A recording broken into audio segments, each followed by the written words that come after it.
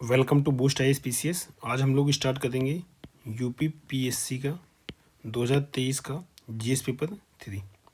ये paper 3 hours का होता है, 200 मार्क्स का होता है। इस पेपर में टोटल 20 क्वेश्चन होंगे। सेक्शन ए होगा जिसमें 10 क्वेश्चन 125 वर्ड, सेक्शन बी होगा जिसमें 10 क्वेश्चन 200 वर्ड। मतलब सेक्शन ए में 10 question 8 marks each and 125 word. Section B में 10 question 12 marks each and 200 word. और इस तरीके से ये 8 इंटू 10 80 और ये 12 इंटू 10 120, टोटल 200। ओके, पेपर देख लेते हैं एक बार। पेपर हिंदी और इंग्लिश दोनों लैंग्वेज में होगा। सेक्शन ए जनरली एक ही बात कोई पूछी गई है, explain the implication of using e technology to help the farmers. 8 number इस टाइप का। What is the blood moon, when does it happen. 8 number. Section B में देखते हैं इसी तरीके से 12 नंबर का। जल्दी देखिए 2-3 चीज़ें पूछी गई हैं। Objective of the NITI Aayog, how are the principal and functions of NITI Aayog different from the planning commission. Comment करना है।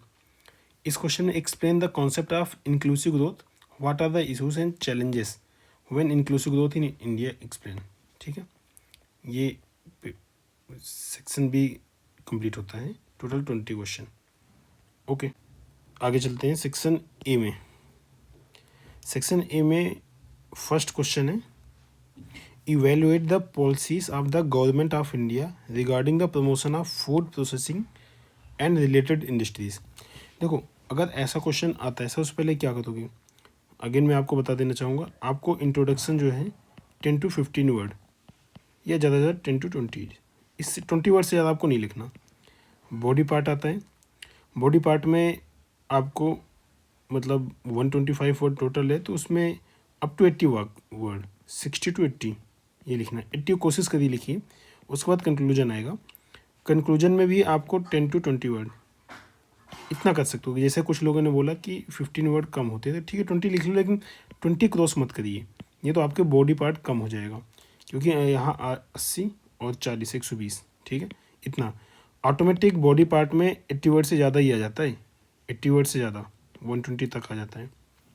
ओके, तो अगर ऐसा क्वेश्चन आता है तो सबसे पहले फूड प्रोसेसिंग को अगर आपको आता है तो डिफ़ाइन करिए। वैसे फूड प्रोसेसिंग हमारे कोर टॉपिक का पार्ट है, तो इसे आप डिफ़ाइन करना आराम से सीखना चाहिए। देखिए यहाँ food processing is the transformation of raw ingredients by physical और केमिकल मीन्स इनटू फूड और फूड इनटू अदर फॉर्म। एक सिंपल सी बात है, आपके पास गेहूं का आटा है या फिर गेहूं है, ठीक है व्हीट है, आप इससे ब्रेड बना दो, ये आपकी फूड प्रोसेसिंग हो गई।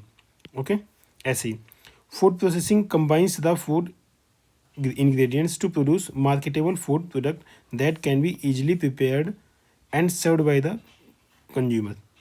ठीक है, देखो some of the major initiative of the government. तो देखो क्वेश्चन क्या पूछ रहा है, क्वेश्चन पूछ रहा है इवेल्युएट द पॉलिसीज। आपको पॉलिसी को इवेल्युएट करना है, ठीक है, किसकी, फूड प्रोसेसिंग की और इसमें रिलेटेड इंडस्ट्रीज़ की। तो सबसे पहले आपको गवर्नमेंट की पॉलिसी पता होनी चाहिए, अदरवाइज आप इवेल्युएट कैसे करोगे। तो इन्होंने पॉलिसी बताई सबसे पहले, national mission on food processing, dairy processing, PM किसान संपदा योजना, creation of mega food parks, operation green, production linked incentive scheme. Okay, next national mission on food processing. अब देखो जो स्कीम है, इसी स्कीम को इन्होंने थोड़ा थोड़ा एक्सप्लेन कर दिया है 125 वर्ड में। देखो आपको वर्ड इस क्वेश्चन में आप ऐसा भी कर सकते थे, जो फूड प्रोसेसिंग की स्कीम लिखी हो इसी के सामने 2 लाइन लिख दो, इसके सामने 2 लाइन लिखो, इसके सामने 2 लाइन लिखो। आप ऐसे नहीं, उसको हेडिंग डालो, प्रॉपर 5 से 6 स्कीम को एक्सप्लेन करो। ठीक है, जैसे इन्होंने national mission on food processing को कैसे एक्सप्लेन किया है, the objective of this scheme is decentralisation of implementation of food processing related scheme for insuring substantial participation of state government UTs 100% foreign direct investment in food market product, creation of infrastructure facilities for degree diploma courses in food processing sector has also helped in promotion of food processing sector। अब जैसे यहाँ पे through this initiative such as make in India and food processing industries development fund, government aims to attract investment both domestic and foreign to bolster infrastructure and technological advancement in food processing. Okay देखो इस scheme से क्या क्या फ़ायदा हो सकता है वो गवर्नमेंट ने बता दिया। बेसिक समझो, अगर मान लो कोई फूड प्रोसेसिंग इंडस्ट्री आ रही है तो सबसे पहले बेनिफिट स्टार्ट करो एकदम बेसिक से, लाइक आपका फार्मर हो गया, ठीक है। उसके बाद कौन बेनिफिटेड होगा, ठीक है, जितने भी स्टेक होल्डर हैं उनको लिख लो, फार्मर हो गया। उसके बाद जो उसको सबको टैकल कर रहा है वो पर्सन हो गया, मीडिएटर जिसको आप बोल सकते हो, ठीक है। कंज्यूमर हो गया, ठीक है, वहाँ पे लोग काम करेंगे, वर्कर हो गया, लेबर हो गया, ठीक है। और आसपास का इंफ्रास्ट्रक्चर बूस्ट होगा, क्योंकि वो अगर आएंगे तो इंडस्ट्री लगाएंगे तो आपका इंफ्रा भी बूस्ट हुआ। इंफ्रा में आपका रोड वगैरह ये सब ट्रांसपोर्टेशन सारा कुछ आ जाता है, ठीक है। प्लस वो लोकल स्कूल कॉलेज ये सब भी बनाएंगे क्योंकि उनके लोग वहाँ पे रहेंगे, ठीक है। तो जो बेसिक एमिनिटीज़ स्कूल कॉलेज वगैरह एजुकेशन सेक्टर वो भी आपका बूस्ट हुआ, ठीक है। और प्लस जो भी वहाँ पे दूसरे सेक्टर लाइक हेल्थ वगैरह हो गई वो भी बूस्ट होगा, ठीक है, क्योंकि कोई ना कोई मेडिकल शॉप ये सादा डॉक्टर वगैरह वहाँ पे आएंगे, गवर्नमेंट भी अपना कुछ इनिशिएटिव लेगी। तो अल्टीमेटली फूड प्रोसेसिंग इंडस्ट्री अपने आप में एक लोकल इकोनॉमी बन जाती है, ठीक है। और टेक्नोलॉजी तो ऑब्वियस बात है बूस्ट होगी ही। अगला देखते हैं प्रोडक्शन लिंक्ड इंसेंटिव स्कीम, ये क्या कर रही है, government announce this scheme with N outlay of 10,900 crore rupees with the help of this will help create 2.5 lakh jobs by 2026-27, boost export and facilitate expansion of food output versus this. देखो ये data हो सकता है आपको ना याद रहे, ठीक है, बट कोशिश करिए कि जो इकोनॉमिक सर्वे है उसका जो डेटा है उसको याद रखिए, एक ऐसे इंपॉर्टेंट डेटा कुछ तो आपको याद रखने पड़ेंगे। उसके बाद shortcoming associated with government scheme as per follows, क्या देखो इन्होंने अब इससे रिलेटेड इशूज़ क्या हैं, ठीक है, वो भी बताना है कि मतलब चैलेंजेस क्या आ रहे हैं। जैसे lack of adequate infrastructure is not sufficient to meet the growing need of the sector, credit facility sector has been facing an issue related to resource crunch. तो मतलब इसमें क्या है, though the foreign investment has picked up now, it is still does not match the requirement of the industry. Lack of comprehensive policy, the food processing industry is a sunrise sector. देखो sunrise sector ये वो होता है जो growth में है, अभी growth करेगा, और इंडिया में तो no doubt food processing sector बहुत ग्रोथ करेगा अभी।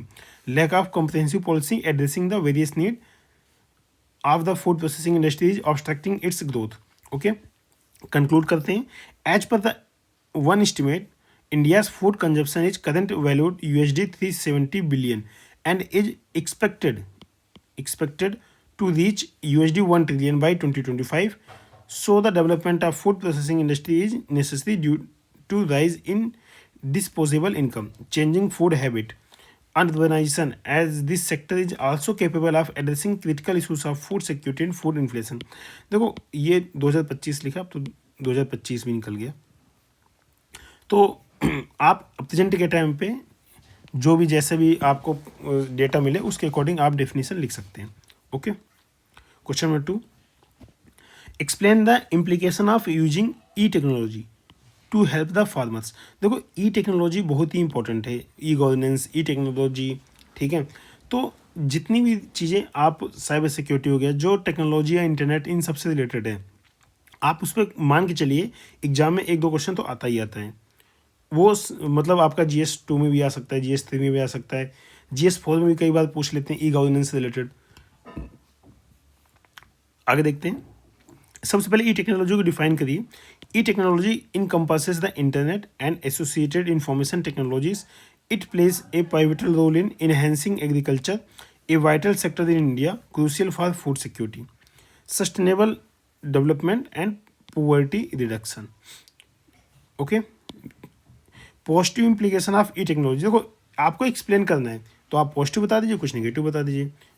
इसमें positive implication of e technology helping farmers in production are as follows. अच्छा, एक अच्छी चीज़ है, इन्होंने यहाँ पे स्पेसिफाई कर रखा है कि फार्मर्स के लिए, तो सिंपल भाई आप एक्सप्लेन करिए कि फार्मर के लिए कैसे पॉजिटिव है। Precision farming can be use to implement precision farming technique using data and sensor to optimize the use of inputs such as water, fertilizer, pesticide. Weather forecasting and crop monitoring can be done. It provides farmers with access to real-time weather updates, that is किसान सुविधा mobile app. उसके बाद agriculture inputs. Take platform can connect farmers with the suppliers of agriculture inputs such as seeds, fertilizer, pesticide. SBI Yono Krishi app. Agriculture machinery. With Tringo, Mahindra goes online to offer tractors on trend. मतलब tractor भी आजकल rent पे मिल रहे हैं. कितनी बढ़िया बात हो गई. आपको अपनी सीजन में जो चाहिए यूज करिए, बाकी आपको 2 महीने नहीं चाहिए आप वापस कर दीजिए. Negative implication. देखो एक्सप्लेन में आपको पॉजिटिव निगेटिव दोनों देखना होता है. आपने पॉजिटिव देखा, आप निगेटिव देखिए. Implication of e technology are as follows. Most of the time the equipment maintenance cost is too high for the new entrepreneur. Over use of fertilizer and pesticide will be harmful to human health and environment as well. Most of the farmers are illiterate. बिल्कुल सही बात है. देखो government ने बहुत scheme चलाई, जैसे मैंने पहले ही बताया था, बट हार्डली उन 100+ स्कीम से आपको कितनी पता है. As a consumer, as a citizen, आप अपने पेरेंट्स से पूछिए उनको कितनी पता है. हार्डली 2 या 4 पता होगी. जिनके बहुत अवैध हैं उनको 10 पता होगी. लेकिन स्कीमें कितनी हैं? 100. तो अवेयरनेस बहुत ज़रूरी है. Most of the use of technology is diminishing soil fertility. The uneducated and ground level of workers are losing their job because of modern technology, which is an alarming issue. More use of technology machines can lead to a dangerous cost to the environment. ये चीज़ तो हो रहा है. अभी Aravalli case देखिए. The Indian agriculture sector has still not been able to overcome the digital divide that is prevalent for so many years and in rural development scenarios. Hence, it is high time to fill the digital gap. ठीक है. Okay. Question 3. What are the important challenges faced in the implementation of land reforms in India? ये question तो इनका सभी PCS मतलब जितनी civil services उनका favourite है. UPSC में भी आता है, UP PCS में भी आता है. और जो ऑप्शनल लेते हो ना आप लोग, लाइक सोशोलॉजी वगैरह, हिस्ट्री वगैरह, तो उसमें भी आता है लैंड रिफॉर्म का क्वेश्चन. ठीक है, ये क्वेश्चन फिक्स है आपका. Give your reason and reason देना है, सजेशन देना to remove the these challenges. देखो क्वेश्चन थोड़ा ये बड़ा हो जाएगा क्योंकि कई सारी चीज़ें इन्होंने पूछी है. सबसे पहले लैंड रिफॉर्म क्या है. As India became the independent nation, the agriculture sector of India was in serious condition of low growth, huge poverty, indebted farmers. So after 1947, it became the utmost priority for the government to boost growth in the sector. Hence, government identified the problem, went with the solution of the land reform. Land reform क्यों किया ये इन्होंने interview में बता दिया. अब देखो land reform कैसे कैसे किए गए. Abolition of zamindari, reform of the tenancy law, land ceiling. Land ceiling मतलब पर्टिकुलर लगाती है कि भाई आपके पास 5 बीघा रहेगा या 5 एकड़ रहेगा, जो भी एरिया है उसके according. Consolidation of the fragmented land holding. ठीक है, मतलब इसमें क्या किया कि जैसे छोटे टुकड़े में आपका 10 हिस्सा यहाँ पे है, 5 हिस्सा यहाँ है, तो गवर्नमेंट ने कोशिश किया कि आपको एक जगह पर लैंड मिले जिससे आप जो कुछ भी करना चाहो कर लो. Some important challenges faced in the implementation of land reforms in India are as follows. देखो इन्होंने क्या पूछा, चैलेंजेस पूछा. चैलेंजेस लिख दीजिए. Resistance from the land owners, redistribution of land from large landowners to small farmers or landless individual, which can lead to resistance and opposition from those who stand to lose their land. obvious बात है, जो अपना loose करेगा उसको तो दुख होगा ही. ठीक है, और वो अपोज करेगा. एडमिनिस्ट्रेटिव चैलेंज कहते हैं. Implementing land reforms can be complex and time consuming as it involves a range of administrative tasks such as surveying and mapping land. Legal issues क्या थे. It often involves challenges to laws and regulations related to land ownership which can be difficult to implement and may require significant legal expertise. उसके बाद funding constant क्या थे. Land reform can be expensive and securing sufficient funding to implement them can be a challenge.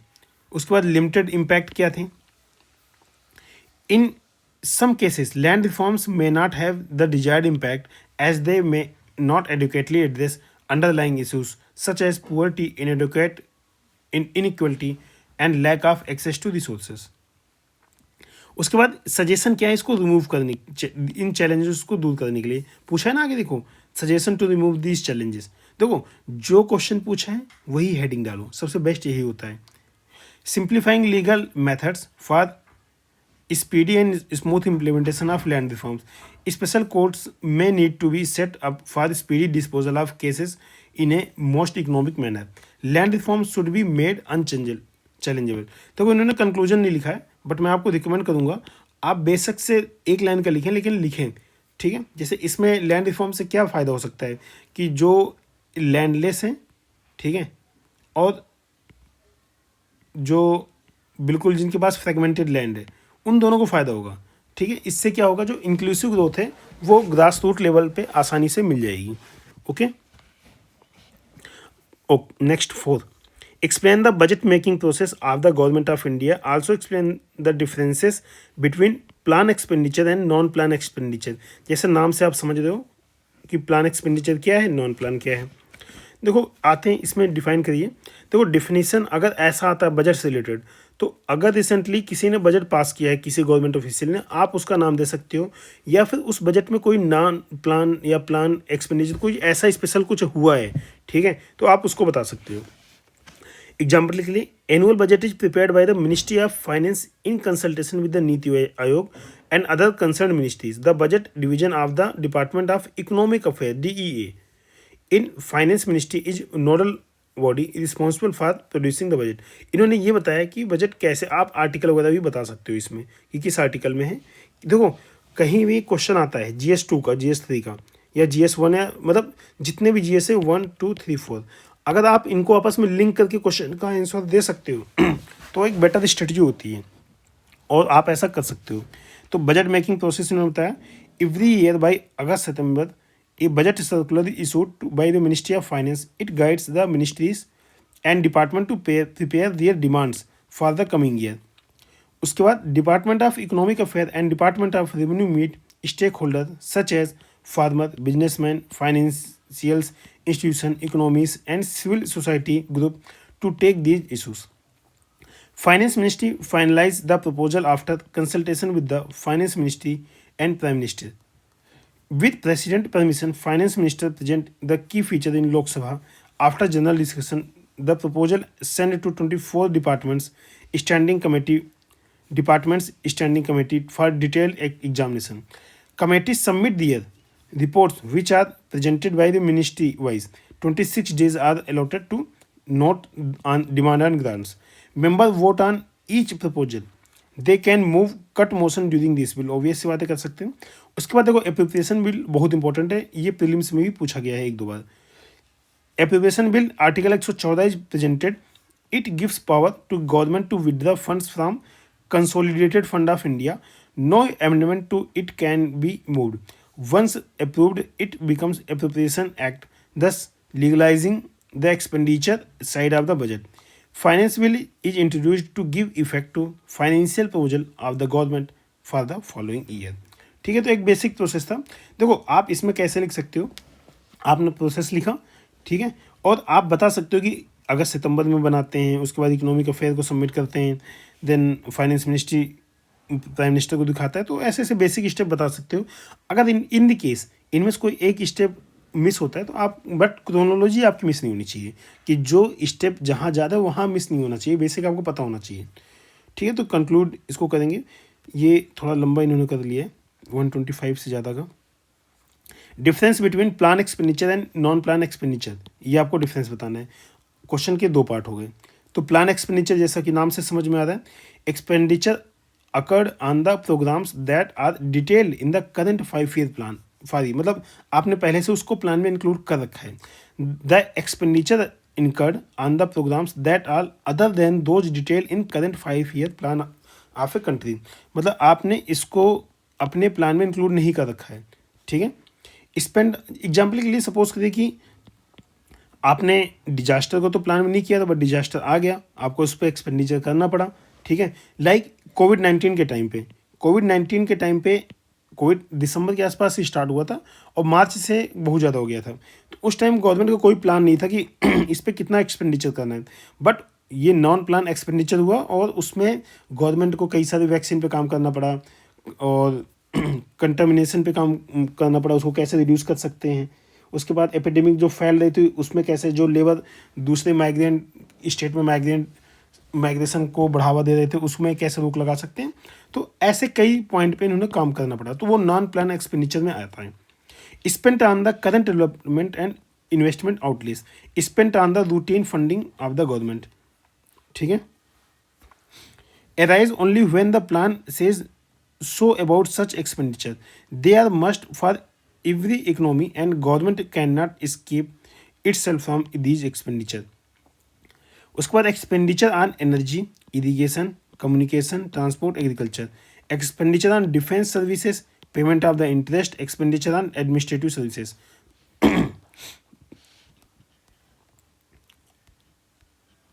मतलब इसको conclude इन्होंने नहीं किया, but conclusion मैं आपको कहूँगा, आप कंक्लूड करिए क्वेश्चन को, एक लाइन में कंक्लूड कर दीजिए। Next 5, infrastructure plays an important role in economic development of the country, discuss करना है। देखो इंफ्रास्ट्रक्चर तो नो डाउट प्ले करता ही है। तो देखो ये इंफ्रास्ट्रक्चर आपके सिलेबस का की पार्ट है। Infrastructure act as a support system for production activity in the economy, hereby contributes to economic development. The following points will further explain the role of the infrastructure in the economic development as country. कैसे infrastructure encourage investment. देखो आपने heading लिख दी, आप एक दो line लिख दीजिए अंदर। The availability of the quality infrastructure guarantees increase in the production productivity, ensures easy movement of the goods raw material, hereby reducing inefficiencies, lead to utilization of the scarce resources, hence attract investment. अगला, increased productivity, quality infrastructure adds in production process, eliminate wastage. Infra generate linkage in production. It promotes economic developments by way of various linkage, forward and backward linkage. Process of economic growth becomes a dynamic process in the presence of sufficient infra facilities. Infrastructure enhances size of the market. कैसे? The fast and cost-effective movement of raw material and finished good in bulk enables a producer to offer his products across the country and even across the international boundaries. Okay. So the infrastructure is a platform for the governance, commerce and economic growth, and it is a lifeline for modern society. देखो बिल्कुल lifeline तो है ही, it is the hallmark of economic development. अगर किसी country का infrastructure अच्छा है तो नो डाउट वो कंट्री बहुत ज़्यादा ग्रोथ कर रही है। तो अल्टीमेटली ये हॉलमार्क तो हुआ ही। Okay, question 6, what is blood moon and how does when does it happen. दो पॉइंट पूछे गए, क्या है और कैसे होता है, ठीक है। A blood moon occurs when the moon is state of the total lunar eclipse, ठीक है। The scene is in the sky is remarkable as the normally whitish moon turns red and reddish brown, despite the fact that it has no specific astrological importance. Something extraordinary happens during a total eclipse. The moon is completely engulfed by the earth's shadow. At about the same moment, a small light from the earth sunrise as well as sunset lands on the surface of the moon. The light waves appear red as they are spread out and blue light is filtered out by the earth atmosphere. मतलब main point तो ये, the light waves appear red as they are spread out and the blue light is filtered out by the earth atmosphere. The space of the moon looks red when the light touches it. The color of the moon depends on the amount of the pollution, cloud cover, particles of the air. If an eclipse occurs soon after the volcanic explosion, for example, the particle in the air will cause moon to appear darker than normal. और when does it happen, कब होता है? देखो, total lunar eclipse occur on the average about once every year and a half. But a total lunar eclipse occurs when the Earth casts is its shadow completely over a full moon, blocking reflection of all direct sunlight from the lunar and dimming the color of the moon to a reddish. Hence the term blood moon. Obvious बात है, reddish थोड़ा सा हो जाता है, इसलिए blood moon कहते हैं. The number of blood moons varies each year, but most often lands between 2 to 4 annually. Okay, ये डायग्राम थोड़ा सा जल्दी बनाना है आपको. इंट्रो के बाद कोशिश करना है डायग्राम बना देना. सन है, अर्थ है, मून है. मतलब सन की डायरेक्टली रे नहीं पहुंचती, बट वो जो शैडो पहुंचती है तो रेडिश कलर इसमें आ जाता है. Red light passes through and falls on the moon, तो इसलिए आपको रेडिश दिखता है, उसी को आप ब्लड मून बोलते हो. Okay, question 7. What are the key objective of India's moon mission programme Chandrayaan 3. देखो ये क्वेश्चन अब पुराना हो गया है. अब करंट का जो भी इवेंट होगा, ठीक है, मतलब 2000 जो भी पेपर आएगा उसमें जो आसपास की 6-7 महीने या 1 साल की इवेंट है, अगर ऐसा कोई साइंटिफिक एडवेंचर हुआ है या कुछ ऐसा साइंटिफिक इन्वेंशन हुआ है तो वो सारा एग्जाम में आएगा. ये पुराना हो चुका है. Chandrayaan 3 is India's third lunar mission and second attempt at achieving a soft landing on moon surface. On July 14, 2023, Chandrayaan 3 took off from the Satish Dhawan Space Center in Sri Lanka, Sriharikota. ठीक है, sorry. The historic moment unfolded when the lander made a successful touchdown near the lunar south pole on August 2023. देखो मतलब आप यहाँ पे define कर दिए क्या है, तो उसके बाद ये सब लिखने की जरूरत नहीं है पर्टिकुलर डेट, क्योंकि स्पेसिफिक डेट तो शायद ही किसी को याद हो कि पर्टिकुलर मिशन की स्पेसिफिक डेट क्या थी. ठीक है, वो भी मेंस में जब आपके पास खूब सारे डेटा होता है तो ऐसी डेटा आपको नहीं पता होती. आप बेसिक समझिए कि उसमें क्या था, वो सारे इक्विपमेंट आपको थोड़ा बहुत पता होना चाहिए. ऑब्जेक्टिव तो बिल्कुल पता ही होना चाहिए.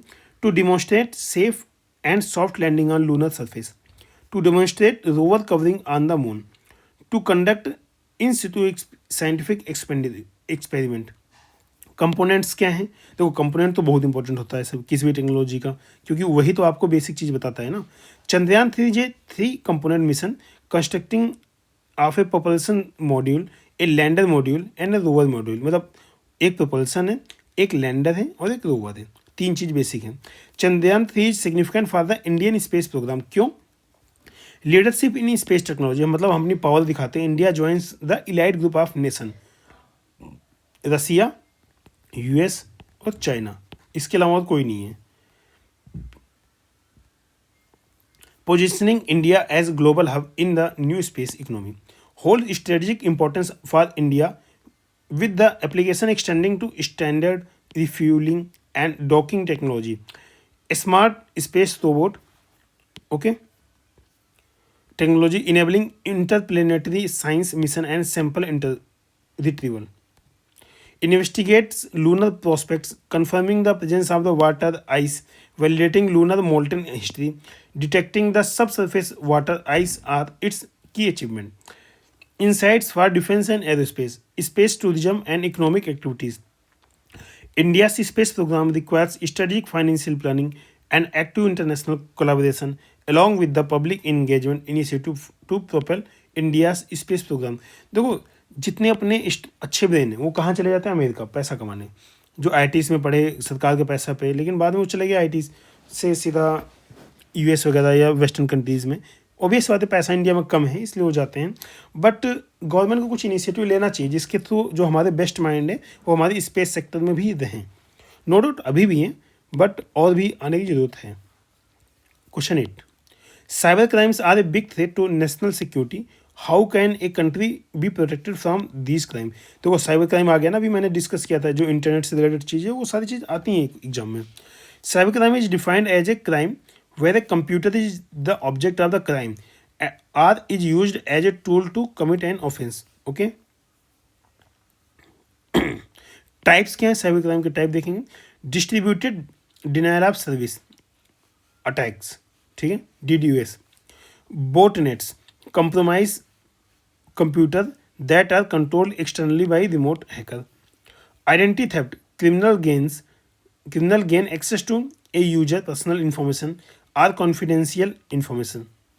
Cyber stalking, online harassment. Phishing, steal user data. ठीक है, जैसे अक्सर इजराइल वाले करते हैं ना, हमास और जो सीरिया के लोग हैं, टर्की के लोग हैं, उनके ऊपर फिशिंग करते हैं और उनका डेटा चुरा लेते हैं। इंडिया में भी होता है, पूरे वर्ल्ड में होता है। Cyber crimes are a big threat to national security as India faces a vital need to protect critical infrastructure such as bank, satellite, automated power grid, thermal power plant, etc. Cyber breach can cause internal chaos. Obvious बात है. Widespread disruption in the administration of the country. It can cause severe damage to nation's economy. India has experienced significant digital information in recent years with growing number of individuals and business relying on the internet digital technologies. Lack of awareness among the people about cybercrime leave them more vulnerable to attack. ये बड़ी दिक्कत है। उसके बाद strategies to stop cyber crime in India, क्या क्या strategies हमने ली हैं अभी तक। कंटिन्यूस मॉनिटरिंग एंड एनालिसिस, ये हम अभी भी करते हैं। Public awareness, strengthening cyber securities law, capacity building, cyber security infrastructure, ये दोनों बहुत ही इंपॉर्टेंट स्टेप हैं। मतलब कैपेसिटी बिल्डिंग आप पहले करो, तो अगर कैपेसिटी नहीं है तो आप कैसे करोगे। पब्लिक प्राइवेट पार्टनरशिप, ये तो चल ही रहा है। International cooperation, okay. तो इसको कंक्लूड करेंगे। Cyber crime is an issue that needs to address without further delay. If technology takes over an entire race, the consequences can be alarming. Government steps like CERT-In, I4C, National Cyber Forensic Laboratory, National Cyber Crime Reporting Portal are acting like barrier in the upsurge of the cyber crime. Okay. Question 9. How can India's security forces be strengthened? मतलब सीधा सीधा security forces पे question आ गया। Give your suggestion, ठीक है। तो सबसे पहले डिफाइन करिए कि सिक्योरिटी इंपॉर्टेंट क्यों है, मतलब या फिर आपको कोई डेटा पता हो कि रिसेंटली सिक्योरिटी में कितने लोग हैं, कितना परसेंट जाता है, ठीक है। तो ये सारी चीज़ बता सकते हैं, बजट वगैरह बता सकते हैं, या फिर कुछ इंपॉर्टेंट सिक्योरिटी पर्सनल ने किया तो उसका बता सकते हैं। ऐसे आप स्टार्ट कर सकते हैं। यहाँ इन्होंने स्टार्ट किया बेसिक सा। There are various internal security agencies and forces in India. They work with an aim to protect and safeguard the country. India has faced additional and non-traditional threats and security challenges that have emerged from both sides of the border, which is within the country as well as outside it. अब देखो, India needs robust security strategy. क्यों चाहिए? Strengthening military capabilities, obvious सी बात है।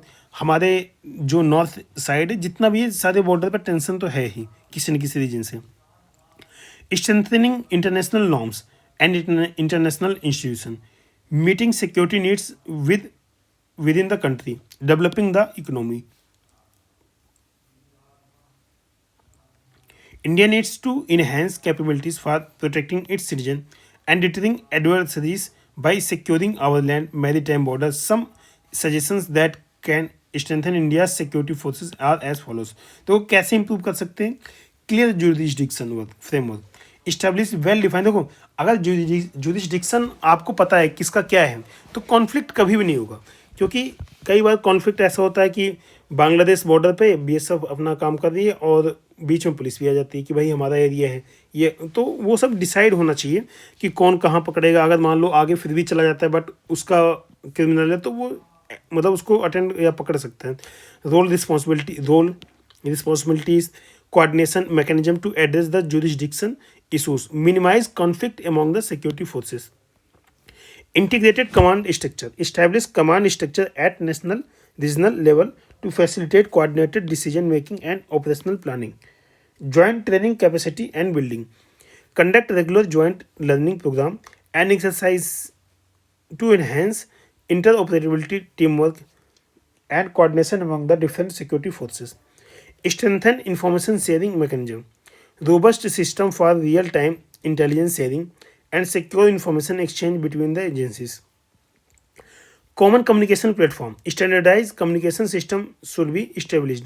देखो, conclusion इसमें भी नहीं लिखा, बट आप एक लाइन तो कंक्लूजन में लिखिए। इससे क्या होता है ना, आपको क्वेश्चन कंप्लीट सा लगता है। अदरवाइज ये लगता है कि आपने क्वेश्चन किया तो बट कंप्लीट नहीं किया है, ऐसा मत करिए। Question number 10, what is India's stand one on the issues of the nuclear proliferation explain. देखो ये काफ़ी न्यूज़ में था उस टाइम पे, तो इसलिए शायद क्वेश्चन आया था। इंडिया इज ए की partner in global efforts towards डिसआर्मामेंट and strengthening the non proliferation. पहले तो बताइए कि इस ऑर्गेनाइजेशन में क्या इंडिया है या नहीं है, तो इन्होंने बताया कि इंडिया है, कैसे है वो बता दें, पार्टनर कैसे है, किस टाइप का। India believes that nuclear डिसआर्मामेंट can be achieved through step by step process, ठीक है, under written by universal commitment and agreement multilateral framework after meaningful dialogues among all states possessing nuclear weapon for building trust and confidence. India remains committed to policy of no first use against nuclear weapon states and non use against non nuclear weapon state. मतलब simple सी बात है, India ने बताया ना कि भाई अगर जो न्यूक्लियर स्टेट है हम उन्हीं के खिलाफ यूज करेंगे, और जो नॉन न्यूक्लियर स्टेट है उनके खिलाफ हम अपना न्यूक्लियर वेपन यूज नहीं करेंगे। और नो फर्स्ट यूज की पॉलिसी बताई कि हम पहले यूज नहीं करेंगे उनके खिलाफ भी जिनके पास है। The conference of डिसआर्मामेंट CD remains the world single multilateral डिसआर्मामेंट negotiation forum and India support holding of negotiations on a comprehensive nuclear weapon convention at the series. India also remains committed to negotiation regarding a missile material cut-off treaty in the series. India is not a party to the non-proliferation treaty NPT. India NPT का part नहीं है, ये आप ध्यान से समझ लीजिए, ये आपके प्रीलिम्स का भी क्वेश्चन है। As it has not ratified the treaty, India has a long-standing policy of not being a party to any international arms control or disarmament agreement that it considers to be the discriminatory or that would place it at a disadvantage. Instead, India has pursued a policy of strategic autonomy in which it seeks to maintain the minimum credible deterrent while also supporting disarmament and non-proliferation effort on a voluntary basis। मतलब हम support तो करते हैं कि भाई होना चाहिए, but NPT के पार्ट नहीं है। इंडिया हैज डेवलप्ड कैसे पार्ट हो सकते हो भाई, चाइना पाकिस्तान यहाँ पे आप देखो जो मेन दो पड़ोसी हैं वो न्यूक्लियर वेपन लेके बैठे, हमेशा होने के बाद भी हमें धमका दें, तो अगर नहीं होगा तो फिर क्या ही होगा। India has developed and tested nuclear weapons and it is believed to possess a small stock of the nuclear weapons. However, India has also played a constructive role in international effort to address nuclear proliferation. For example, it has signed ratified comprehensive testament treaty CTBT, ये भी important news में है, which prohibit nuclear weapons testing, and it has supported to establishment of nuclear weapons free zones around the world. ये section A complete होता है, section B पे आते हैं। देखो सेक्शन बी में आपके 200 नंबर का क्वेश्चन है, तो उसके अकॉर्डिंग आपको आंसर करना है। आप यहाँ पे इंट्रो बढ़ा सकते हैं, 20 to 30 वर्ड कर सकते हो।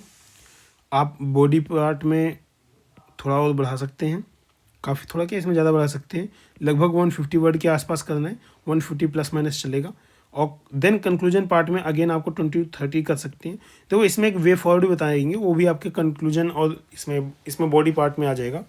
तो पहला क्वेश्चन देखते हैं, state the important objective of the NITI Aayog. How are the principles and functions of NITI Aayog different from those planning commission. मतलब प्लानिंग कमीशन से हमने नीति आयोग बनाया, ठीक है, मोदी जी ने बना दिया, तो अब वो कैसे डिफरेंट है। नीति आयोग की जो policy think tank, okay, and government institution in India that aim to foster sustainable and inclusive growth. Okay. The major objective of the NITI Aayog as follows. NITI Aayog का क्या ऑब्जेक्टिव, फोस्टर कोऑपरेटिव फेडरलिज्म। ये सबसे इंपॉर्टेंट है, ये cooperative federalism को promote करने के लिए बनाई गई है। To develop ways for developing a sustainable plan at a village level and subsequently aggregating them at various level of the government. An economic program that takes into account national security concern is among the objective of the Niti Aayog. To provide particular plan with regard to those segment of society who may be at the end of not benefiting sufficiently and from economic development. Develop strategy and long-term policy program and framework and initiative and evaluate their development and success. To provide guidance, foster collaboration between the stakeholders of national and international think tanks, educational and political research organization. to create a forum to resolve cross-sectoral and cross-departmental issues to expedite the development. Expedite मतलब उसको बढ़ाओ. To focus on technology advancement and capacity development. To carry out any other action required to execute the public investment. देखो सबसे main तो आपको difference बताना है. अगर आपको डिफरेंस पता है तो पॉइंट आप अपने आप लिख लोगे. The principle followed by two organisations differ from each other in the following dimension. कैसे? नीति आयोग है, यहाँ प्लानिंग कमीशन है. देखो नीति आयोग जो है, जो सबसे बड़ी इसकी अचीवमेंट है, ये बॉटम अप अप्रोच, मतलब आपको नीचे से, मतलब थिंक टैंक नीचे से सोचेगा. मतलब आपकी पहले ग्रास रूट लेवल डिमांड क्या उसके अकॉर्डिंग सोचा जाएगा. अच्छा, प्लानिंग कमीशन में क्या था, वो टॉप डाउन, मतलब पॉलिसी बनाने वाले जो एग्जीक्यूटिव हैं वो अपनी पॉलिसी बताते हैं ये ऐसे, इसको ऐसे इम्प्लीमेंट करना है. बट नीति आयोग में ये प्लान किया गया है कि मतलब आप नीचे से पूछो क्या चाहिए, उसके अकॉर्डिंग आप पॉलिसी बनाओ. NITI Aayog aims to competitive federalism between states in free market economy. No such approach was followed by planning commission. मतलब दो आपस में compete करेंगे एक दूसरे से. जैसे प्रेजेंट टाइम में आंध्र प्रदेश और मुंबई दोनों में था कि कौन अपने यहाँ इंडस्ट्री को अपने पास इस्टेब्लिश करने के लिए ले आए. Okay. NITI Aayog works on participatory decision making along with states. Planning commission was largely a centralized decision making body. NITI Aayog is only an advisory body. ये इसका ड्रॉबैक है. Planning commission use to allocate fund to state, मतलब ये advice करेगी, decision government को लेना है. मतलब आपने सब कुछ बता दिया, पॉलिसी कैसे होनी, सब कुछ सब बताया, लेकिन आप पैसे नहीं दे पाओगे.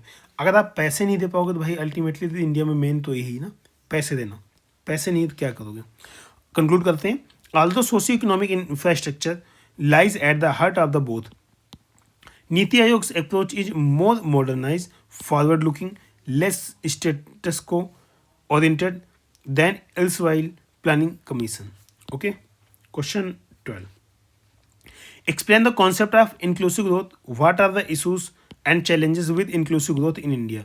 Explain करना है inclusive growth क्या है इंडिया में. देखो inclusive growth जो टॉपिक है ना, ये आपके एवरी ईयर आता है, लगभग घुमा फिरा के आएगा, हर साल आएगा. आप इसको हर साल लिख सकते हो. उसके बाद जीएस, ये आपके यूपीएससी में भी आता है, ये भी बता देना चाहिए आपको. इंक्लूसिव ग्रोथ यूपीएससी का तो बहुत ही फेवरेट टॉपिक, कई बार तो दो क्वेश्चन पूछ लेते हैं इंक्लूसिव ग्रोथ से. इंक्लूसिव ग्रोथ डिफाइन करिए और इसकी डेफिनेशन याद करके जाइए. एक काम कर सकते हैं आप, जो आपका सिलेबस है, ठीक है, उसे उठाइए, उसमें जितने कीवर्ड लिखे हैं उसको 2 से 3 लाइन, मतलब 20 to 30 वर्ड में डिफाइन करिए अपनी कॉपी में. और डेफिनेशन ऐसे नहीं कुछ भी लिख दिया. आप किसी ऑर्गेनाइजेशन को उठा सकते हैं, वर्ल्ड बैंक का उठा सकते हैं, गवर्नमेंट ऑफ इंडिया को उठा सकते हैं, ऐसे कोई डिफाइन करिए, या किसी फेमस पर्सनालिटी का उठा सकते हैं. ऐसे डिफिनेशन जो है उसको लीजिए और लिखिए. तो उससे क्या होगा, एग्जाम में आपके पास डेफिनेशन और इंट्रो तुरंत बना रहेगा. और ऐसे ज़्यादा नहीं, आपके पास हार्डली 30 to 40 टॉपिक होंगे, बस 30 से 40 topic. Inclusive growth means economic growth that creates unemployment opportunities and help in reducing poverty. मतलब अनएम्प्लॉयमेंट कंडीशन को एम्प्लॉयमेंट में बदलता है एक तरीके से, ठीक है. It means having access to essential services like health education by the poor. मतलब देखो इंक्लूसिव क्या, इंक्लूड करना है, मतलब जो वल्नरेबल सेक्शन उसको इंक्लूड करो. एलिमेंट क्या है इंक्लूसिव ग्रोथ के, आप सबको पता है, सब लोग लिख सकते हैं कि भाई अगर किसी ग्रोथ करनी है तो आपको क्या क्या करना है. सबसे पहले स्किल डेवलपमेंट. ओके, सबसे पहले skill development, then financial inclusion, then technological. Financial inclusion के एग्जांपल दीजिए. आपके लिए जनधन अकाउंट खुला गया था ना, जो जीरो बैलेंस पे, आपको कोशिश किया गया था कि आपको जो फाइनेंशियल है सिस्टम उसमें ऐड किया जाए. टेक्नोलॉजिकल एडवांसमेंट, आप भीम यूपीआई से पैसे पेमेंट कर सकते हो. इकोनॉमिक ग्रोथ, 4 ट्रिलियन की इकोनॉमी इंडिया बन गई है. सोशियो डेवलपमेंट, ये होना ही चाहिए. पॉवर्टी रिडक्शन, भाई अगर ये सारी चीज़ होगी तो पॉवर्टी कम तो होगी. उसके बाद अनएम्प्लॉयमेंट रिडक्शन, और जितना लोगों को रोजगार दोगे उतना आपका फ़ायदा है, क्योंकि उतना ही इंक्लूसिव ग्रोथ उसकी होगी.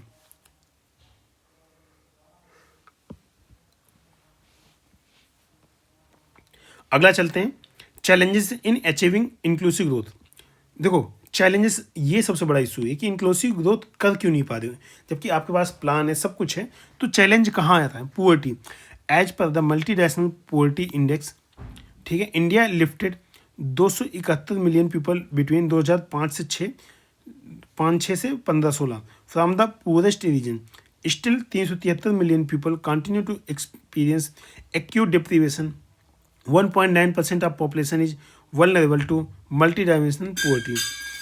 अनएम्प्लॉयमेंट क्या कैसे, देखो ये सारे मेजर चीज़ें हैं जो आपके इंक्लूसिव ग्रोथ को चैलेंज कर रहे हैं। As per the periodic PLFS ऑफ NSSO, the unemployment rate among the urban workforce was 7.8%, while unemployment rate for urban workforce was 5.3। इसको आप जो प्रेजेंट टाइम का डेटा है ना वो लिखेंगे, ठीक है। जब भी आप मेंस दीजिए, जब उस टाइम का जो डेटा उसको लिखिए। Agriculture backwardness, around 44% people have agri related employment but its contribution to India's GDP is only. कितना बड़ा मतलब मिसमैच है, मतलब 44% लोग केवल 16% इकोनॉमी को बढ़ावा दें, ये तो बहुत ही बुरी बात है। Which lead to widespread poverty, thus hindering inclusive growth.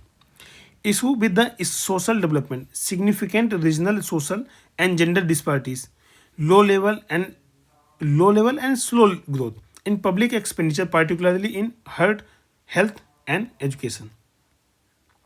उसके बाद रीजनल चैलेंजेस क्या हैं? Regional disparities are major concern of for India. Factors like caste system, gap between rich and poor. तो ये चीज़ तो है, कहीं ना कहीं विलेजेस में आज भी कास्ट सिस्टम मतलब है काफ़ी ज़्यादा, और स्पेशली नॉर्थ इंडिया के कुछ स्टेट्स में लाइक उत्तर प्रदेश और अपने बिहार में, तो यहाँ दिक्कतें हैं। मतलब अपना उत्तर प्रदेश, बिहार, ये सारे मतलब ऐसे स्टेट हैं जहाँ पे अभी कास्ट सिस्टम काफ़ी ज़्यादा रीजनल डिस्पैरिटीज क्रिएट कर रही है।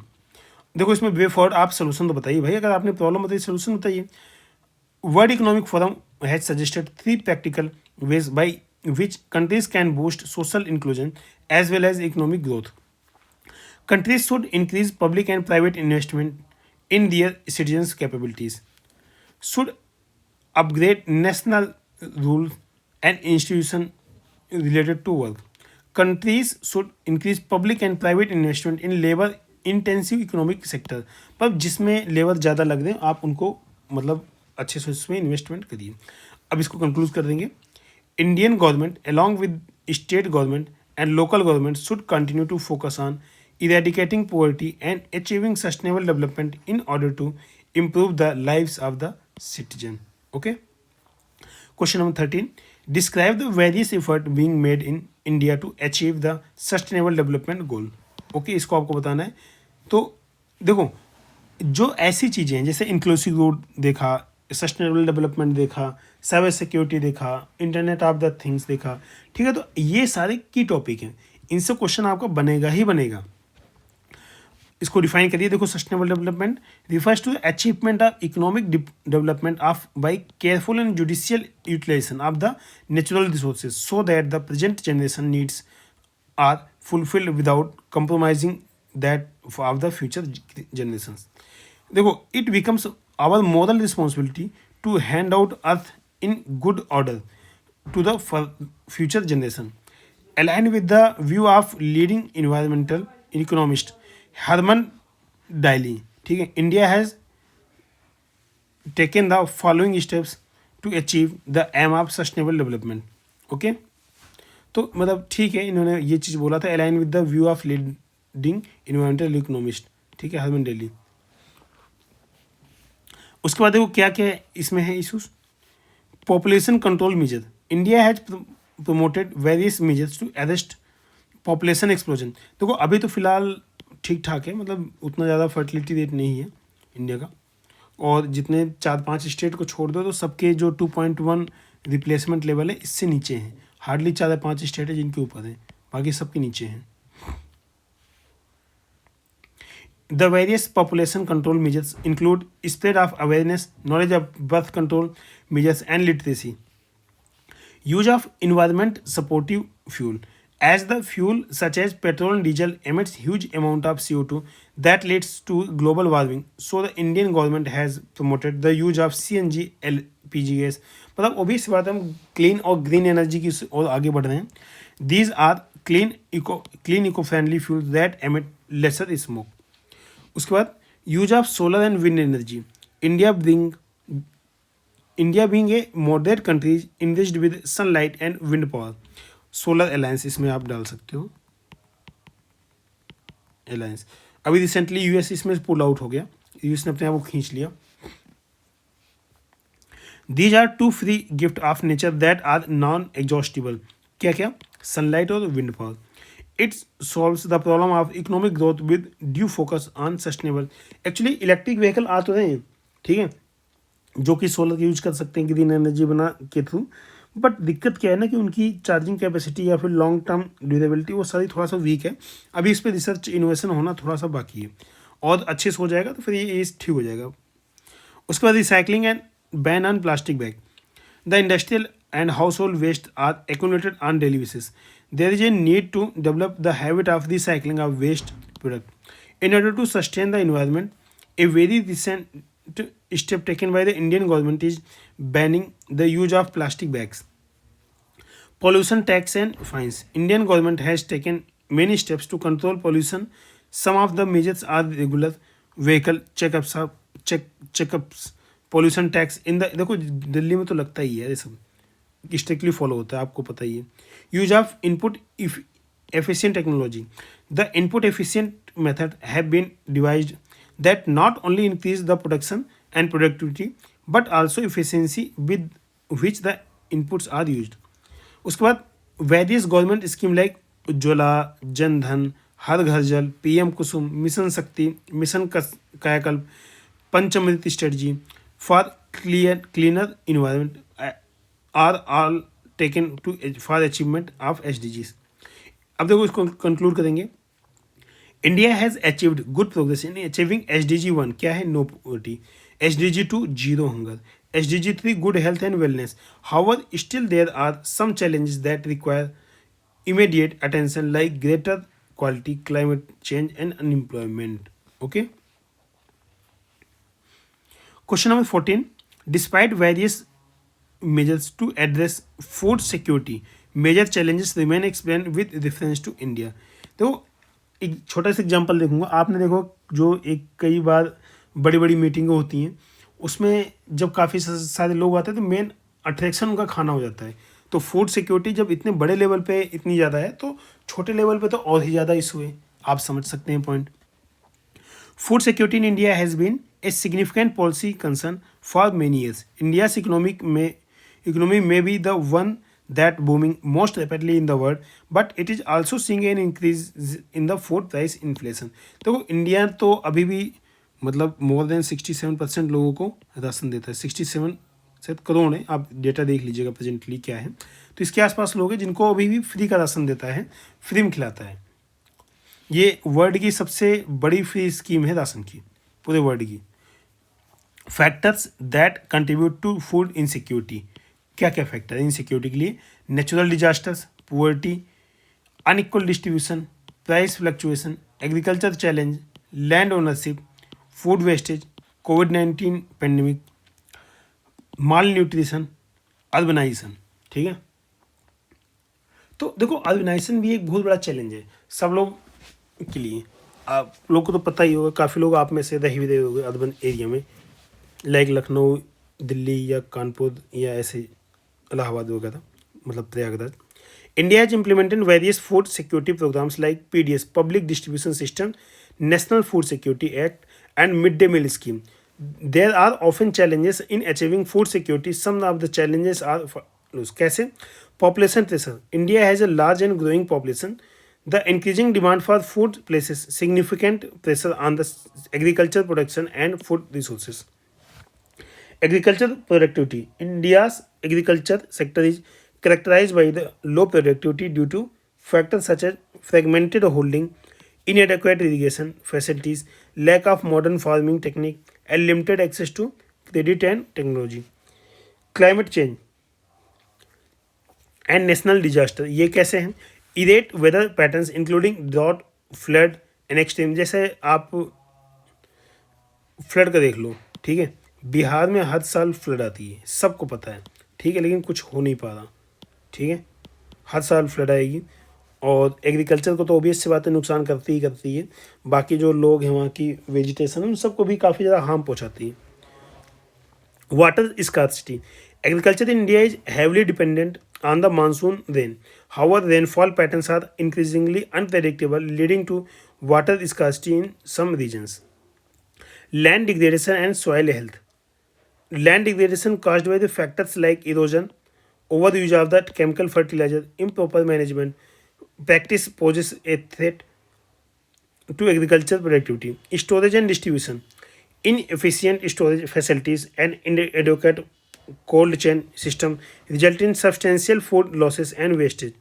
Poverty and inequality. Many people, particularly rural marginalized communities, struggle to afford and access nutritious food. देखो जो राशन दे रहे हो उसमें थोड़ा सा अभी इशू ये चल रहा है कि कैसे आपके न्यूट्रिशन को पूरा कर किया सकते. ठीक है, फूड सिक्योरिटी हमने अचीव की है मोस्टली, बट उसमें न्यूट्रिशन कैसे डालें वो एक अभी चैलेंजिंग है और उस पर हम काम कर रहे हैं. कंक्लूड करेंगे, the challenges in guarantee right to food in India remain a complex. Obvious बात है. The nation needs an effective policy tool and proper implementation to achieve the end objective of ensuring food and nutritional security in India. Okay, question 15. The public distribution system. देखिए food security वहाँ पूछा और यहाँ public distribution पूछ लिया. वाह. Has proved to be the most effective instrument of the government policy over the year in stabilizing prices and making food available to consumers at affordable price. Explain the statement. तो कोई इन्होंने statement दिया है, आपसे explain करने के लिए पूछा गया है. सबसे पहले अगर स्टेटमेंट बेस्ड क्वेश्चन है तो आप ये देखिए कि आप उसे डिफाइन कैसे कर सकते हो. ठीक है, तो इन्होंने पीडीएस पूछा है. पीडीएस इनका कीवर्ड है. ठीक है, तो पीडीएस के बारे में आप कैसे आपने पढ़ ही रखा है. Public distribution system in India has proven to be the cornerstone of the government policy, effectively stabilising prices, making good available to consumer at affordable price. Okay, is illuminated by the its significant and social and economic impacts. क्या क्या impact है इसके?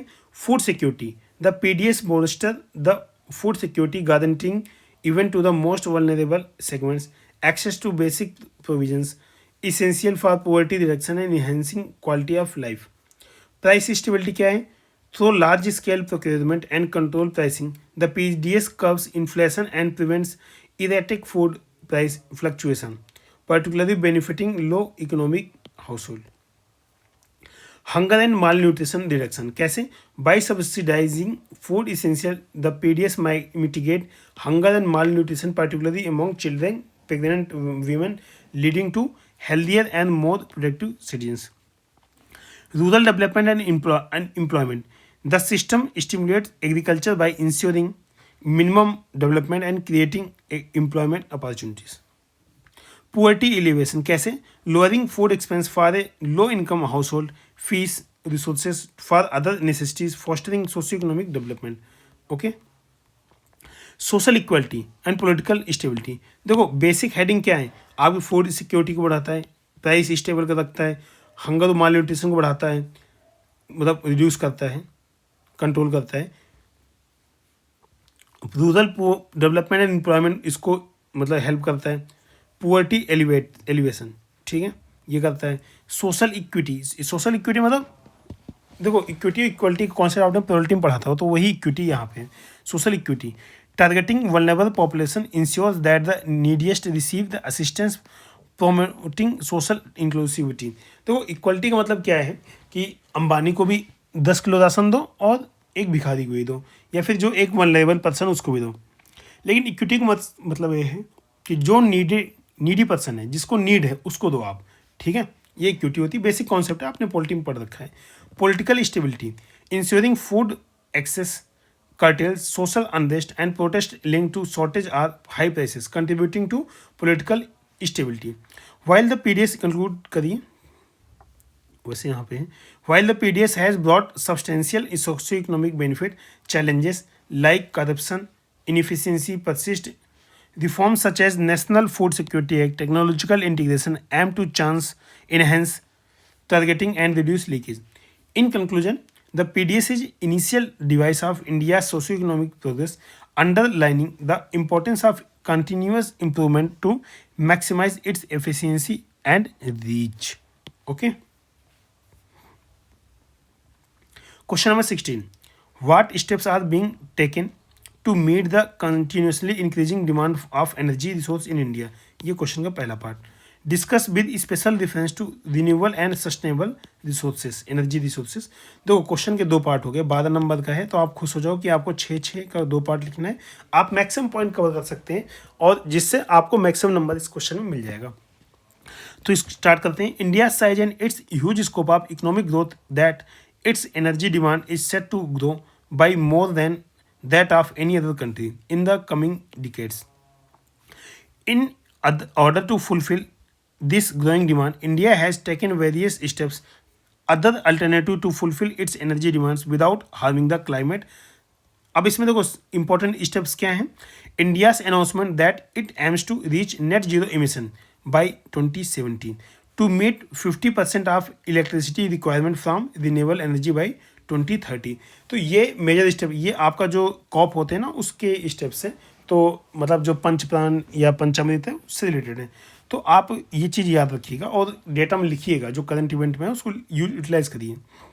Solar power, India boasts one of the world's largest solar capacities with scheme like प्रधानमंत्री किसान ऊर्जा सुरक्षा एवं उत्थान महाअभियान, पीएम कुसुम आपको पता है फार्मर्स वगैरह के लिए स्टार्टिंग में आई थी, बट तो अब तो मतलब सोलर प्रोवाइड किया जाता है इसके थ्रू सबको। Promoting solar energy in agriculture and encouraging rooftop solar installation, पहले एग्रीकल्चर को फोकस कर रहा था लेकिन अभी फिलहाल रूफटॉप भी फोकस कर रहे हैं, मतलब सभी को दे रहे हैं। विंड पावर कैसे, incentivize such generation based incentive bolster wind energy project. India significant wind energy potential specially in state like Gujarat, Tamil Nadu, Rajasthan. Hydro power, despite challenges, hydropower remains significant projects harness hydropower albeit to with attention to environmental and community concern. Biomass and biogas, कैसे rural areas benefit from biomass and biogas power generating utilizing agriculture residues and organic waste. Energy efficiency, initiative like perform, achieve and targeted, ठीक है, PAT and standards and labeling enhance energy efficiency in industries and appliances. Electrical mobility कैसे, EVS electric vehicle या फिर electrical mobility, ठीक है। Gain traction with incentives for manufacturer and buyers and expanded charging infrastructure. जो भी बात हुई कि मतलब आपको, जैसे आपने देखा होगा ओला स्कूटी काफ़ी फेमस हुई लेकिन बीच में उसमें किसी स्कूटी में आग लग जाती है, मेंटेनेंस का इशू, चार्जिंग के इशू, तो ये सारे बेसिक जो इशू है ना मतलब साइड लाइन वाले उसको सॉल्व नहीं करेंगे तो इलेक्ट्रिक व्हीकल जल्दी इंसान क्यों लेगा। इसलिए मतलब अभी भी जो लोकल के लिए यही इलेक्ट्रिक व्हीकल यूज कर रहे हैं, जो थोड़ा सा भी लार्ज जाता है डिस्टेंस में वो नहीं यूज करता।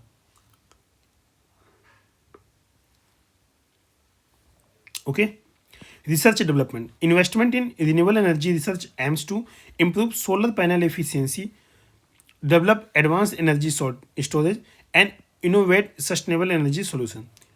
इंटरनेशनल कोऑपरेशन कैसे, collaborative effort with countries and organisations like the international solar alliance, India ने स्टार्ट किया, इंडिया और फ्रांस ने मिलकर इंटरनेशनल सोलर अलायंस, जिसमें से ट्रंप अभी विड्रा कर चुका है, दोबारा बताना चाहूँगा। Challenges persist such as grid integration of the intermediate renewable, financial constraint and regulatory complexities, continued policy support, private sector investment and technological innovation are pivotal in balancing India's burgeoning energy demand. ठीक है,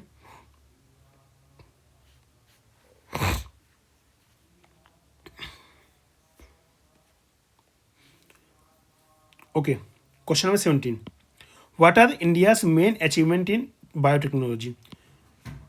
How will these help in upliftment of poor section of the societies? देखो सबसे पहले आप define करिए, इसमें क्या define कर सकते हैं, बायोटेक्नोलॉजी डिफाइन कर सकते हैं, ठीक है। India has achieved significant milestone in biotechnology encompassing vaccine production, genetic engineering, pharmaceutical, bio informatics, bioprocessing and stem cell research.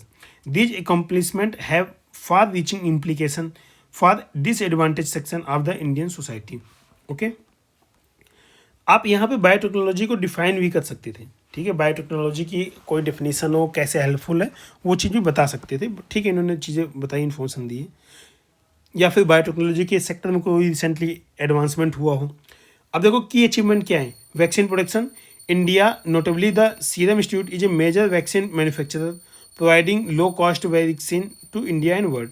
Genetic engineering, genetic modification exemplified by the BT cotton has bolstered crop yields and reduced pesticide uses. Pharmaceuticals में कैसे India genetic pharmaceutical industry produces affordable medicine enhancing health care possible accessibility and particularly for poor. आप सभी को पता है अभी PM भारतीय जन औषधि परियोजना PMBJP, ठीक है, इन्होंने एक स्कीम चलाई है जिसके थ्रू आपको जेनेरिक मेडिसिन मिलती हैं काफ़ी अफोर्डेबल प्राइस पे। मतलब मुझे तो ऐसा लगता है कुछ मेडिसिन तो 10% प्राइस में मिलती है। मान लो मार्केट में दूसरी प्राइवेट कंपनियों से 100 का बना रही है, तो गवर्नमेंट इस स्कीम के थ्रू वही मेडिसिन हमें 10 रुपये में दे रही है। ठीक है, 10 रुपये में कितना ज़्यादा फर्क है। Bio informatics, computational technique in bio informatics accelerate drug discovery and genomics research. Bioprocessing, expertise in bioprocessing is vital for producing enzymes and biofuels, other bioproduct. Stem cell research, advancement in stem cell research often potential in regenerative medicine. Impact on uplifting the poor. क्या impact होगा अगर इसको uplift करेंगे तो?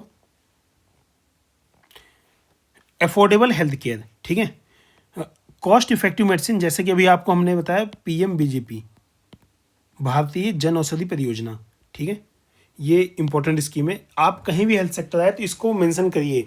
और अभी government ने क्या किया है, हर एरिया में एक जन औषधि केंद्र खोला है। ठीक है, मतलब उसको PMBJP बोलते हैं, प्रधानमंत्री जन औषधि केंद्र, जिसमें आपको एक जेनेरिक मेडिसिन मिलेंगी और काफ़ी अफोर्डेबल प्राइस में मिलेंगी, जो कि काम सेम करेंगी। Improved agriculture, genetically modified crops enhance yields, benefiting farmers and ensuring food security. Biofuels, biotechnology facilitate biofuel production, offering sustainable energy resource, reducing fossil fuel dependency. Employment and skill development, biotech sector create job opportunities and skill development, particularly in rural areas, mitigates unemployment and poverty. Nutritional enhancement and disease management can enrich crop nutrition and do prevention and management of disease. Environmental sustainability क्या है? Indians biotechnological progress holds promise for elevating quality of life for poor, spanning healthcare, agriculture, employment and sustainability.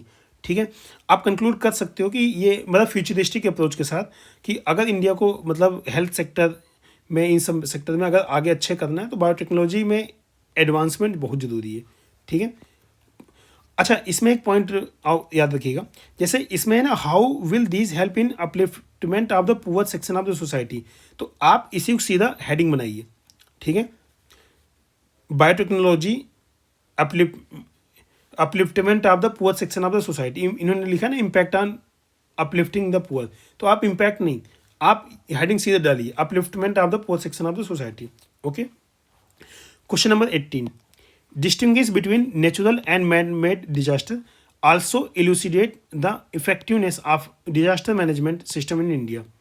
तो वो 2 part पूछे गए हैं। देखो, disaster management तो आपके सिलेबस का पार्ट है, तो भाई एक क्वेश्चन तो कन्फर्म आना है, और ये क्वेश्चन आपका एक UPSC में भी आता है और UPPCS में भी आता है।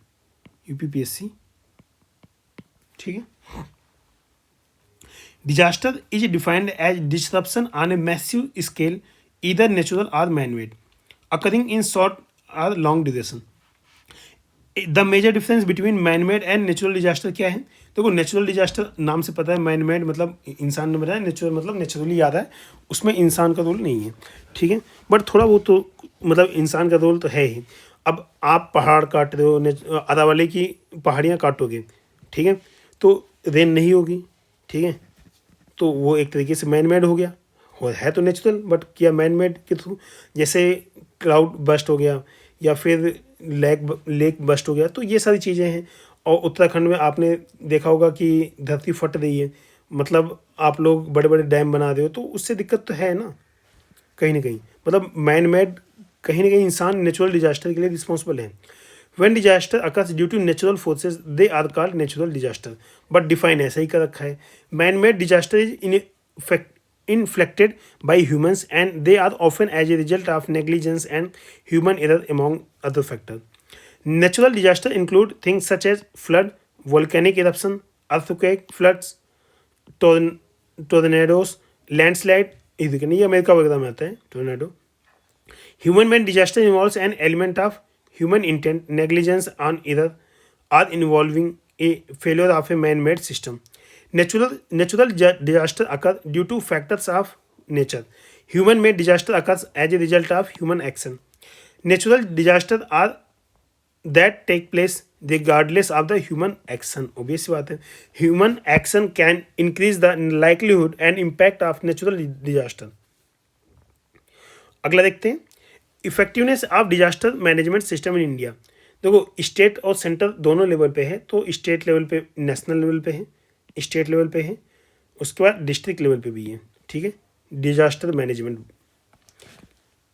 इफेक्टिवनेस क्या है? अर्ली वार्निंग सिस्टम उन्होंने लगाया. Timely warning by the meteorological department facilitated the evaluation of the millions reducing casualties. Coordination, national and state disaster agencies along with NGOs collaborated efficiently in disaster management. Okay, infrastructure कैसे? Cyclone shelters, evacuation plans, minimize casualties. तो आपके पास early warning है, coordination है, infrastructure है, तो आपने 50% तो वहीं उसको मिटिगेट कर दिया, जो उसका इल इफेक्ट था उसको मिटिगेट किया. All vulnerable communities receive warnings and aid remains challenging. Vulnerable infrastructure like housing requires long-term investment for resilience. Conclude करेंगे. India's disaster management system has improved. However, addressing challenges like climate change, adoption, urban planning remains so crucial for enhancing overall disaster management. Okay. आते हैं question number 19. Money laundering poses a serious threat to a country's economic sovereignty. Okay. ये question का पहला part. Information and communication technology ICT आ गया exam में दोबारा, और ये आपका GS पेपर 4 में भी आता है. ठीक है, तो इसको अच्छे से पढ़िए. Information communication technology has made it more challenging. Explain करना है. देखो क्वेश्चन के 2-3 पार्ट हो गए, तो आप समझ जाइए कि आपका क्वेश्चन डिवाइडेड हो गया, आपको नंबर ठीक ठाक मिल सकते हैं इसमें. ठीक है. Money laundering refers to process of concealing the origins of illegally acquired funds through complex financial maneuver. ठीक है. Criminal engage in money laundering to legitimize their illicit gains, making it difficult for authorities to trace the source of these funds. Okay. कैसे threat है? Threat to economic sovereignty. कैसे? Economic sovereignty refers to a nation's ability to control its economic policies, financial system, currencies. Money laundering undermines sovereignty by infiltrating legitimate financial channels with legal funds. कैसे देखेंगे भी. When money laundering occurs, it weakens a country's financial integrity, disputes economic stability, erodes public trust in financial institutions. Role क्या है? Role of ICT in aggravating the issue of the money laundering. Significant evolution of the ICT in the form of the fintech has exacerbated the problem of the money laundering. Some of its way and means are discussed below. मतलब कैसे कैसे है, role क्या है. ठीक है. Digital money laundering, जैसा कि आप यहाँ पे देख पा रहे हो, देखिए यहाँ पे digital money laundering. It involves concealing the origin of illicit fund using digital channel and sophisticated technology. मतलब आप जैसे आपने एक सीरीज जमतारा देखी होगी, वहाँ पे लोकल भी जमतारा में साइबर हैकिंग करते हैं और फाइनेंशियल फ्रॉड करते हैं. उन्होंने करोड़ों रुपए पॉलिटिशियन मतलब बिजनेसमैन मतलब किसी को छोड़ा नहीं, सबका पैसा चुराया है और बड़े आसानी से कर लेते हैं वो लोग. The anonymity provide by crypto currencies, online payment gateway, encrypted communication platform has made it easier for criminals to launder money access across the border without detection. Digital currencies such as Bitcoin have gained popularity among money launderers due to high their decentralise nature. देखो ये तो मतलब एक तरीके से crypto currency का issue बताया कि उसमें कैसे होता है। अपार्ट फ्रॉम दिस, अगर ये सी चीज़ नहीं, फिर भी साइबर सिक्योरिटी तो है, साइबर क्राइम तो बढ़ ही रहा है ना, मनी लॉन्ड्रिंग तो बढ़ ही रहा है। उसके बाद dark web and cyber crime, वो कैसे? The dark web, A hidden corner of the internet has become a hotbed for illegal activities, including money laundering. Criminals leverage anonymous marketplace and encrypted communication to carry out financial transaction away from the reach of law enforcement agencies. उसके बाद अगला decentralisation and स्यूडोनिमिटी, मतलब decentralise करो और pseudonymity करो। The decentralise nature of crypto currency and use of pseudonymy to conduct transaction further exacerbate the challenges for the regulation. ठीक है। उसके बाद globalisation and speed, rapid development in financial information technology communication allow money to move anywhere in the world swiftly, making detection challenging. The deeper dirty money, ठीक है, the deeper dirty money gets into international banking system, more difficult to it is to identify its origin. देखो ultimately क्या है कि एक बार जब financial fraud होता है ना, उसके बाद उसे ट्रेस करना बहुत ही टफ होता है। आपने देखा होगा कितने सारे लोग फंसे, उनकी अपनी पूरी ज़िंदगी की कमाई, जो भी मतलब लाइफ की अर्निंग है, वो सारी ऑनलाइन फ्रॉड में चली गई। नहीं मिला, आसानी से नहीं मिलता है, बहुत मुश्किल होता है। Encrypted communication, criminals use secure communication channel to coordinate money laundering activities which are hard to be decoded by agencies. Regulatory issue क्या है? As different countries have different policies regarding ICT and digital currencies, creating barriers for agencies while fencing the criminals. Okay, regulatory issue, भाई अलग अलग agency है, कहीं cyber crime वाले कर रहे हैं, कहीं पुलिस कर रही है, कहीं कोई कर रहा है, ठीक है, लोकल अथॉरिटी कर रही है, तो उससे कोऑर्डिनेशन का सबसे बड़ा इशू तो रहता ही है, और रेगुलेशन तो वो रहेगा ही। एग्जाम्पल के लिए USA, UK, Australia allow crypto currency trade, El Salvador accepted bitcoin as a legal tender. Thus, information and communication technology evolution in recent times have made the detection of money laundering more challenging by providing speed of transaction, anonymity, and pseudonymity. Encrypted channels of communication. It's however the solution of the problem also lies in ICT, and agency need to be more tech savvy in order to. देखो tech savvy, आपको tech savvy खुद भी बनना है, क्योंकि आप officer बनने जा रहे हो। अल्टीमेटली अगर आप टेक सेवी नहीं रहोगे तो दिक्कत है। इसीलिए हम आपको टेक सेवी बनाने के लिए इसका नोट्स देंगे, जो कि हम क्लिप्स बना के देंगे। In order to prevent the menace of the money laundering. Okay, question number 20, last question आज का। What positive and negative changes occur due to the media revolution in India and around the world. ठीक है। Explain the role of media in national and international security, मतलब media पे question है। आप देखो ये भी आपके सिलेबस का पार्ट है, तो इसको तो डेफिनेशन तो याद होनी चाहिए। The media revolution in India driven by technological advancement has yielded both positive and negative changes. इन्होंने सीधा स्टार्ट करिए, बट आप कोशिश करिए कि डिफाइन करिए कीवर्ड को। ओके, पॉजिटिव चेंजेस क्या है? Information accessibility has increased allowing people to readily obtain news. ठीक है। Increased awareness fostering well informed citizenry. empowerment and accountability, social media journalism empower individual to report events and hold authorities accountable. Economic growth, India contributes significantly to India economy, generating jobs, stimulating growth. Negative क्या है? Sensation, some outlet prioritize sensation over objective reporting leading to bias. मतलब कहते हैं ना कि 10 minute में आज की सबसे बड़ी खबर, 10 मिनट में 10 खबर, ऐसी न्यूज वो देते हैं, सेंसेशन इसी को बोलते हैं। ठीक है। मिस इन्फॉर्मेशन, मतलब सेंसेशन वैसे जैसे ये भी बताते हैं ना कि ये खबर सबसे पहले यहाँ, जैसे आपने रिसेंट सबसे बड़ा केस एक देखा होगा, जो धर्मेंद्र जी थे, इनको मीडिया वालों ने पहले ही मार दिया, तो बाद में उन्होंने खुद बोला कि भाई अभी मैं जिंदा हूँ, अभी से क्यों मार रहे हो, तो मतलब वो सेंसेशन है। ठीक है। Misinformation and fake news, again वही चीज़, धर्मेंद्र वाला case, are often spread leading to bias and sensationalisation coverage. Privacy concern, data breach and misuse. भाई क्या दिखाना है क्या नहीं दिखाना, वो चीज़ आपको ध्यान में रखना पड़ेगा। Polarisation, media can deepen political and social divides by catering to specific dialogue, fostering echo chambers. Role of media in national security, information and dissemination and communication. जैसे आपने देखा होगा जो ये ऑपरेशन सिंदूर हमने चलाया था, तो वहाँ पे पाकिस्तान मीडिया ने काफ़ी ज़्यादा फेक चलाया था, ठीक है। तो ठीक है, हो सकता है कि क्या रियल न्यूज़ है, बट ठीक है, ऐसे टाइम पे आपकी मीडिया आपके कंट्रोल में होनी चाहिए, ठीक है। जैसे ताज होटल पे जब अटैक हुआ था, उस टाइम पे मीडिया की कवरेज फ़ोटो लेकर जो पाकिस्तान में टेररिस्ट बैठे थे, वो अंदर वाले ताज होटल के टेररिस्ट को बता देते कि अब अभी आपको कहाँ अटैक करना है, कितने लोग आ रहे हैं। तो ये था इन्फॉर्मेशन डिसमिनेशन एंड कम्युनिकेशन। तो ये नेशनल सिक्योरिटी का मैटर है।